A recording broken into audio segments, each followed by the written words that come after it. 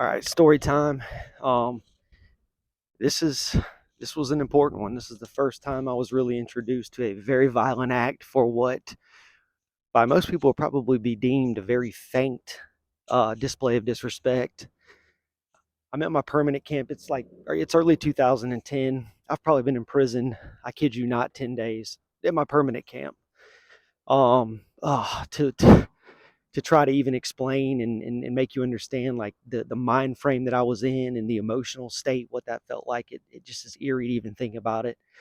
That's the most overwhelmed I've ever been in my existence. I had never done any time in my life in prison. Here I was, fresh into a 15-year sentence. It was culture shock 1000. Back to it though. We're going to breakfast one morning, and still dark outside. They feed you. They feed you bright and early. Well, actually, they don't. It's not bright at all, but they feed you super early. We're in line.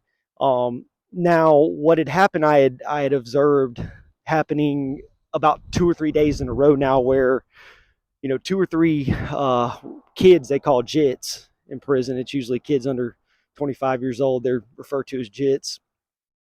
These kids,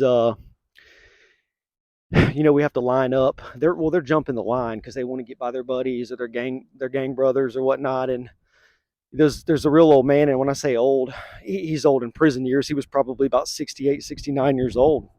Quiet. I never heard him actually speak a word. And I noticed the day before when these kids did it, his whole demeanor changed when they stepped in front of him. And but I didn't take much to it. It's just kind of like, oh, there's it's just old man. He's grumpy, whatnot. It's early in the morning, but here we are into this morning, next day, and the kids do the same thing again. A couple seconds passed, and then before I could really even grasp what was happening, the old man reaches into the waistband of his blue uniform pants and he pulls out a blue fish net or fish nylon canteen bag, and in it was either 3 or 4 combination locks. He had the bag tied in a knot. He pulled it out and he hit one of the kids in the back of the head, and it was just so clean and so solid. It was just like this, kind of like if you thumped a pumpkin or a watermelon. It just had that thudding sound, but you knew that something hitting the skull that hard isn't supposed to sound like that. And the kid immediately dropped, and I think everybody was just kind of in shock because it just kind of took us all by surprise. But long story short, you know I'm traumatized because it's just kind of like, what in the world am I witnessing, and what was it really for? But you don't even have time to process it. So by my estimations, the old man teed off on this kid 17, 18, 20 times with this lock. And I kid you not, I thought that, not even being in prison 2 weeks, I was already witnessing my first murder.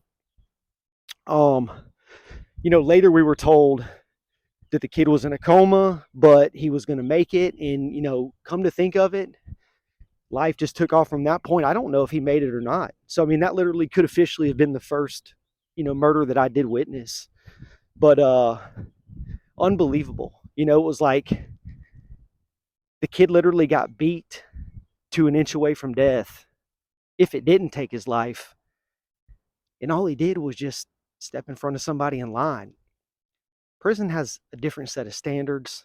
It has a rule book that you're going to play by, or there will be extreme severe consequences. And that was the first time that I got a chance to see those rules being violated and what comes with it.